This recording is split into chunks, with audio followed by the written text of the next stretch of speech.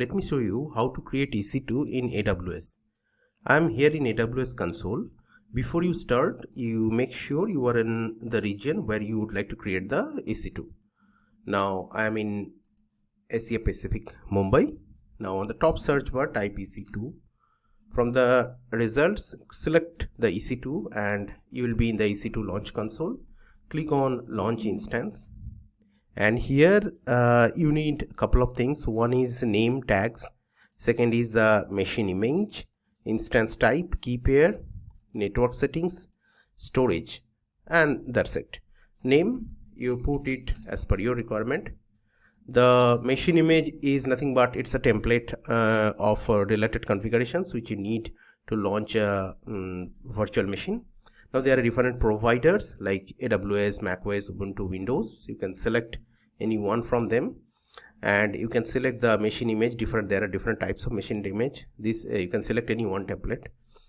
And also if you need more advanced, you can search here and you can do the filtering. You can select whichever you need. Okay, there are community AMIs, marketplace AMIs. You could have your own AMIs. Okay, now let me cancel it. For this demo, I'll stick to AWS machine image, and this is the free tier eligible. Now you can also select the architecture. It could be x86 or ARM. Then you can check the publishing date, the username, etc. Instance type. So the size of the virtual machine. So in that case, it's one virtual CPU, 1 GB instance, and you can see the pricing of it with different AMIs, and you can have a different type of instance type. Like 42 nano, it is 1 virtual CPU, 0.5 GB, and for small it is 2 GB, like that. For medium it is 4 GB, 2 virtual CPU. You can also click on this and you would be coming to a larger space and in the screen, and you can compare them, different instance type and what are their configurations, and you can select as per your requirement. Now let me cancel and I'll stick to the free tier eligibility to micro instance type for this demo. In the meantime, let me just hide this. So name I have done, AMI I have chosen, instance type I have chosen, key pair is required for login. So here you can create a new one or you can select an existing one. So I select an existing one, but you can click on create a new pair and you can give it a name, select the type and the key format. In upcoming videos I will show how to create a new one and how to use them to log in. So for this video, let me cancel this. Use an existing one.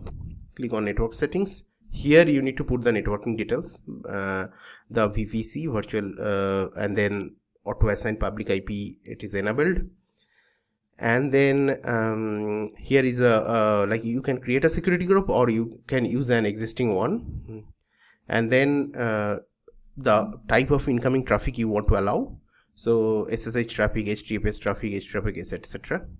And from where, it could be anywhere, or you can select your own IP ranges, and then your custom also you can do.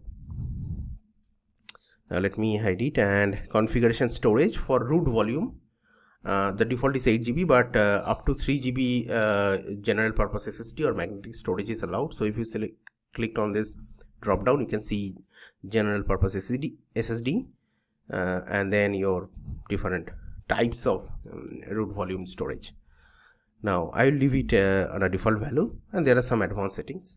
Now click on launch settings, launch instance, and just wait for 1 or 2 minutes and click on here, and you will be in the page where you can see this is on the left hand. This is the EC2 instance page, where you can see on the left side navigation menu, instances. Here you can see the instance. Click on it, you can see the details of that instance. Okay, and here is security tab for security group, networking tab, networking related details, storage.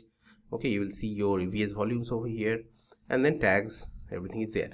Now let me show you how to connect to that EC2. You click on connect, and it would take you to a page where you can, it will show the connection details, how to connect to the EC2. There are several ways you can connect. One of them is using EC2 Instance Connect, which uses public IP. So let me show how to connect using this.